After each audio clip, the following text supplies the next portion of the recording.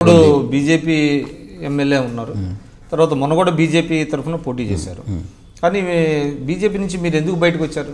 ఒకటండి, ఇప్పుడు వాస్తవం చెప్పాలంటే బీజేపీలో ఉండి కూడా మా ప్రజలు నన్ను దేనికోసం అయితే గెలిపించిండ్రో దానికోసం బీజేపీలో ఉండి కూడా కీలకమైన సమయంలో కూడా నిలబడడం జరిగింది. మీ అందరికీ తెలుసు, పార్లమెంట్లో బిల్లు ప్రవేశపెట్టినప్పుడు వెంకయ్యనాయుడు గారు కొద్దిగా ఊగిసలాట ధోరణి అవలంబించారు.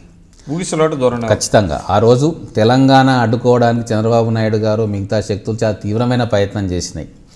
ఇంక్లూడింగ్ మోడీ గారిని, అద్వానీ గారిని కూడా ఆ లైన్లోకి తీసుకొచ్చే ప్రయత్నాలు కూడా ఆ రోజు చాలా చేసిండ్రు. ఆ దాంట్లో వెంకయ్యనాయుడు గారికి కూడా చాలా ఇష్యూస్ ఉండే తెలంగాణ దాంట్లో సంపూర్ణంగా బయటకు చెప్తున్నా. అయితే ఆ క్రమంలో ఆ రోజు విమర్శ కూడా అదే చేశాను నేను. మీరు చేశారు, కానీ ఎందుకు చేశాం మేము ఆ రోజు? వీళ్ళు అడ్డుకునే ప్రయత్నం చేస్తున్నారు. బేసిస్ అండి మీ ఆరోపణకి? బేసిస్ ఇప్పుడు మేము ఢిల్లీలో 20 రోజులు అక్కడే కూర్చున్నాము. ప్రతిరోజు ప్రతి జాతీయ నాయకుడు మేము కలుస్తూ ఉన్నాము. మా చర్చల సందర్భము, వాళ్ళు చెప్పిన మాటలు, ఎవరు అడ్డుకుంటున్నారు, మేమంతా ఓకే ఉన్నాం, ఫలానా వాళ్ళు అడ్డుకుంటున్నారు. మేము రాజ్నాథ్ సింగ్ గారిని కలవడం జరిగింది, అరుణ్ జైట్లీ గారిని, సుష్మా స్వరాజ్ గారిని, వీళ్ళందరినీ కలవడం జరిగింది. మీ అభియోగం ఏంటి?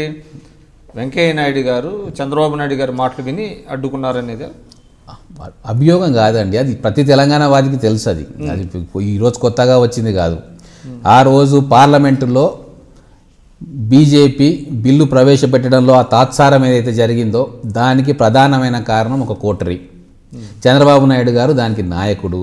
ప్రత్యేక విమానం వేసుకొని దేశంలో ఉన్న అన్ని రాష్ట్రాల ముఖ్యమంత్రుల దగ్గరికి పోయి వాళ్ళకి ఏమేం చెప్పుకున్నాడో కానీ మొత్తం మీద ఎవరు కూడా ఈయన కలిసిన ప్రతి నాయకుడు కూడా తెలంగాణకు వ్యతిరేకంగా స్టేట్మెంట్లు ఇచ్చిండ్రు. మొదలు లేఖలు ఇచ్చిన పార్టీలు కూడా వ్యతిరేకంగా మేము తెలంగాణకు సపోర్ట్ చేయమని బహిరంగంగా సమాజ్వాదీ పార్టీ కావచ్చు, లాలూ ప్రసాద్ యాదవ్ కావచ్చు, శివసేన కావచ్చు, రేపు కూడా లిస్టులు ఈయన ఎక్కడెక్కడ స్పెషల్ ఫ్లైట్లో పోయి మీటింగ్లు పెట్టుకున్నాడో ఆ నాయకులందరూ కూడా వ్యతిరేకంగా తెలంగాణకు వ్యతిరేకంగా స్టేట్మెంట్లు ఇచ్చిండ్రు. పార్లమెంట్లో మేము బిల్లు పాస్ చేయమని చెప్పిండ్రు. కేవలం భారతీయ జనతా పార్టీ, మాయావతి గారు వీళ్ళు స్పష్టంగా ఖచ్చితంగా మేము మద్దతు ఇస్తామని చెప్పి నిలబడ్డ వాళ్ళు వీళ్ళు. సార్, మీరు చెప్తున్నారు వెంకయ్యనాయుడు గారు తెలంగాణ రాకుండా అడ్డుకోవడంలో కొంత లోపాయికారిగా ప్రయత్నాలు చేశారనేటువంటిది మీ అభియోగం. అయితే బీజేపీ వాళ్ళల్లో నిజంగా అది జరిగి ఉంటే ఇక్కడ తెలంగాణ బీజేపీ నాయకత్వం పెద్ద అంటే కిషన్ రెడ్డి గారు కానివ్వండి, దత్తాత్రేయ గారు లాంటి వాళ్ళు కానీ, లక్ష్మణ్ గారు లాంటి వాళ్ళు కానీ డెఫినెట్గా వాళ్ళు విమర్శలు చేసేవాళ్ళు కదా. ఒకటండి, ఇప్పుడు బీజేపీలో ఈవెన్ కేసీఆర్ కూడా చేయలేదు వెంకయ్యనాయుడు గారి మీద. సో ఒకటండి, ఇప్పుడు తెలంగాణ రాష్ట్రం వచ్చినాక ఎవరు ఇంకెందుకు చేస్తాం? అల్టిమేట్గా బిల్ అయితే పాస్ అయింది కదా. ఆ రోజులు ఎందుకు చేయలేదండి? మీరు చూడండి, ఆ రోజు టీఆర్ఎస్ వాళ్ళు కానీ కాంగ్రెస్ వాళ్ళు అయితే ఓపెన్గా బీజేపీ వాళ్ళు అడ్డుకుంటున్నాం, వెంకయ్యనాయుడు అడ్డుకుంటున్నాం, ఓపెన్ స్టేట్మెంట్లు ఎంపీలు ఇచ్చారు. అది పొలిటికల్గా చేశారు కానీ లేదు, పొలిటికల్ వెంకయ్యనాయుడు గారి మీద వ్యక్తిగతంగా చేశారా? ఖచ్చితంగా చేశారు. వెంకయ్యనాయుడు గారి మీదే కాదు, కాంగ్రెస్ వాళ్ళు ఒక అడుగు ముందుకెళ్ళి బీజేపీ టాప్ లీడర్షిప్ మొత్తం మీద కూడా మీకు ఇష్టం లేదు, మీకు తెలంగాణ ఇవ్వడం ఇష్టం లేదు అని కాబట్టి ఆపుతున్నారు అని చెప్పి వీళ్ళు కాదు, పార్లమెంటరీ అఫేర్స్ మినిస్టర్ కాడ నుంచి ప్రైమ్ మినిస్టర్ దాకా కూడా స్టేట్మెంట్లు వచ్చినాయి. తెలంగాణ మేము ఇవ్వడానికి రెడీగా ఉన్నాం కానీ బీజేపీ అడ్డుకుంటున్నది అని చెప్పిన సందర్భాలు కూడా ఆ రోజు చూడండి ఫైల్స్. అంటే కొంతమంది డ్యూయల్ రోల్ ప్లే చేశారనేటువంటిది. ఒకటి ఏంటి అంటే ఆ రోజు చాలా వ్యూహాత్మకంగా బిల్లును ప్రవేశపెట్టనియొద్దు, ఒకవేళ బిల్లు ప్రవేశపెడితే అఫీషియల్ స్టాండ్ ప్రకారంగా బీజేపీ మద్దతు ఇవ్వాలి. సుష్మా స్వరాజ్ గారు చాలా నిబద్ధతతోటి, నిజాయితీతోటి రాజ్నాథ్ సింగ్ గారు కానీ, సుష్మా స్వరాజ్ గారు కానీ బిల్లు పాస్ చేయాలనే దాంట్లోనే ఉన్నారు. అటువంటి క్రమంలో బిల్లు పాస్ అయితే ఎవ్వరు అవసరం లేదు, బీజేపీ కాంగ్రెస్ కలిస్తే బిల్లు 2/3 మెజార్టీతో పాస్ అవుతుంది. కానీ బిల్లు ప్రవేశపెట్టలేని పరిస్థితి కల్పించాలన్న కుట్రలో భాగంగానే వీళ్ళందరూ భాగస్వాములు అయ్యారు. ఖచ్చితంగా దాంట్లో తప్పే చెప్పడానికి, దాంట్లో భయం ఎందుకు? సమాజ్వాదీ పార్టీ వెల్లోకి రావడము, సంబంధం లేని తృణమూల్ కాంగ్రెస్ వెల్లోకి రావడము, ఆర్జేడీ లాలూ ప్రసాద్ యాదవ్ పార్టీలు వెల్లోకి రావడము ఎవరి ప్రోద్బలంతో వచ్చాయి? వాళ్ళకేం సంబంధం తెలంగాణ అంశంలో? లేఖలిచ్చి మేము సపోర్ట్ చేస్తా అన్నోళ్ళే ముందుకొచ్చారు. అంతేందుకు లాస్ట్కు శరద్ పవార్ గారు కూడా తెలంగాణ ఇట్లయితే మేము బిల్లు పాస్ చేయమని అన్న సందర్భం కూడా ఉంది.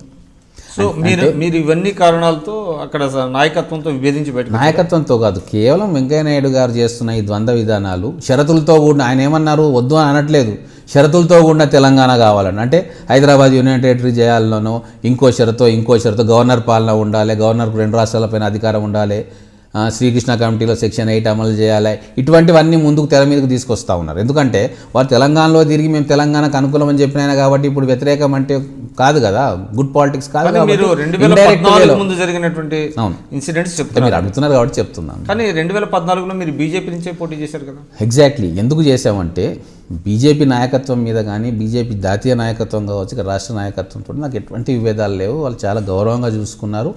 వాళ్ళు చిత్తశుద్ధితోటి తెలంగాణ అంశంలో ఇక్కడ రాష్ట్ర నాయకత్వం కానీ కేంద్ర నాయకత్వం కానీ చాలా చిత్తశుద్ధితోటి ఎంతమంది ఎన్ని ఒత్తిళ్లు తెచ్చినా వాటిని బెదరకుండా ఇచ్చిన మాట ప్రకారం బిల్లు పాస్ చేశారు.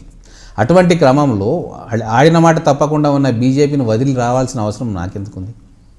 తర్వాత 2014 ఎన్నికల తర్వాత ఎందుకు బయటకు వచ్చాము అంటే ఇంతకుముందు చెప్పిన కారణాలు. ఇక్కడ జాతీయ పార్టీలు కానీ కాంగ్రెస్ కావచ్చు, బీజేపీ కావచ్చు, ఇంకేదైనా పార్టీ కావచ్చు, ప్యూర్గా తెలంగాణ ఆకాంక్షల కోసం పనిచేసే పరిస్థితి రాజకీయంగా వాళ్ళకు ఉండలేకపోవచ్చు. పొలిటికల్ కంపల్షన్స్ అనేవి ఏ జాతీయ పార్టీకైనా ఉంటాయి. కాబట్టి ఖచ్చితంగా ఈ రాష్ట్ర ప్రజల కోసం ఇంకొక ప్రత్యామ్నాయం అవసరము. ఇక్కడి మాట మాట్లాడి ఈ ప్రాంతం మీద నుంచి వచ్చే పార్టీ ఇక్కడ ఉండాలి అనే ఒక మా భావన, మా ఉద్యమకారులందరి భావన. తర్వాత అధికారానికి దూరంగా ఉన్న వర్గాలకు ఖచ్చితంగా మనం అధికారం అందజేయాలి అన్న ఒక ఫిలాసాఫికల్ థాట్ అనుకోండి. ఆ సామాజిక శక్తులకు కూడా మనం అధికారం, వాళ్ళకు కూడా అధికారం రావాలి, మనం అది వాగ్దానం చేసినాం ఈ తెలంగాణ ప్రజలకు.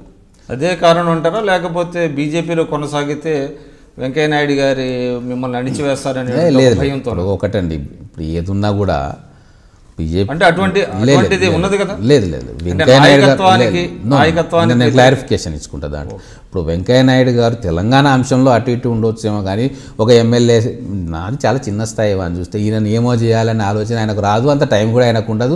ప్లస్ ఇక్కడ బీజేపీ రాష్ట్ర నాయకత్వం కూడా పార్టీ పరంగా వాళ్ళు పెద్ద గొప్పగా నాయకులు కాలేకపోవచ్చు, ప్రజల ఆదరణ చురగం లేకపోవచ్చు, కానీ వాళ్ళ by nature they are all good human beings. ఎవరినో ఒకరిని తొక్కి ఏదో చేద్దామనే ఆలోచన వాళ్ళు ఎవరికి లేదు. కానీ మీరు అటువంటి యాస్పర్షన్స్ ఎప్పుడైతే అట్రిబ్యూట్ చేశారో ఓన్లీ ఆన్ తెలంగాణ ఇష్యూ, అదే ఏదైనప్పటికీ కొన్ని యాస్పర్షన్స్ని అట్రిబ్యూట్ చేశారో వెంకయ్యనాయుడు గారి మీద, ఆయన ఇమేజ్ని టార్నిష్ చేసినట్టే కదా. ఖచ్చితంగా అండి. ఇప్పుడు ఈడ ఒకరు మెప్పు పొందడం కోసమో లేకుంటే ఒకరు గుడ్ బుక్స్లో ఉండడం కోసమో మేము తెలంగాణ ఉద్యమంలోకి రాలేదు. జీవితాలను త్యాగం చేశారు. 1200 మంది ఇక్కడ బలిదానం చేసుకున్నారు తెలంగాణ కోసం. కొన్ని లక్షల మంది, కోట్ల మంది వీధుల్లోకి ఎక్కారు, అన్ని త్యాగం చేసుకున్నారు. ఉద్యోగస్తులు ఒక నెల రోజుల జీతాన్ని త్యాగం చేశారు. వీటన్ని త్యాగఫలాలు మన తెలంగాణ రూపంలో ముందుకొస్తున్న సమయంలో ఏ చిన్న అడ్డంకి వచ్చినా కూడా అటువంటి పరిస్థితి ఏముండేనంటే ఆ 2 రోజుల్లో ఆ బిల్లు కింద రాజ్యసభలో పాస్ కాకుండా తెలంగాణ జన్మలో వచ్చేది కాదు. సో అటువంటి ఒక క్రిటికల్ సిచ్యువేషన్లో ఆ నాయకుడు తీసుకుంటున్న వైఖరిని మనం తప్పుపట్టాం, కానీ వ్యక్తిగతంగా ఏ రోజు కూడా ఎక్కడ కూడా ఎవరిని పల్లెత్తు మాట అనలేదు. ఈ రోజు కూడా నేను వ్యక్తిగతంగా అనేవాడిని కాదు. వాళ్ళది కూడా ప్రవర్తన అట్లా వ్యక్తిగతంగా ఏదో మనం విమర్శ చేసేంత స్థాయిలో వాళ్ళ ప్రవర్తన కూడా ఏ రోజు లేదు. అందరూ హుందాగా ఉన్నారు. సరే, వాళ్ళకి ఇష్టం లేదు తెలంగాణ ఇవ్వడం, దానికి అడ్డుకున్నారు. రాజకీయంగా దానికి మేము సమాధానం చెప్పాము, అంతవరకే దీన్ని చూడాలి. కానీ పర్సనల్గా ఆయనకు నా మీద ఏదో ఉంటుంది, నాకు ఆయన మీద ఏదో ఉంటుంది అనేది ఏం లేదు. అంతెందుకు, తెలంగాణ రాజ్యసభలో బిల్లు పాస్ కాగానే నేను కూడా అందరితో పాటు వెళ్ళి ఆయన పర్సనల్గా కంగ్రాచులేట్ చేసి థ్యాంక్స్ చెప్పాము ఆయనకి. I'm NM Srinivas Reddy, ex-MLA Mahbub Nagar. Please watch my interview on iDream.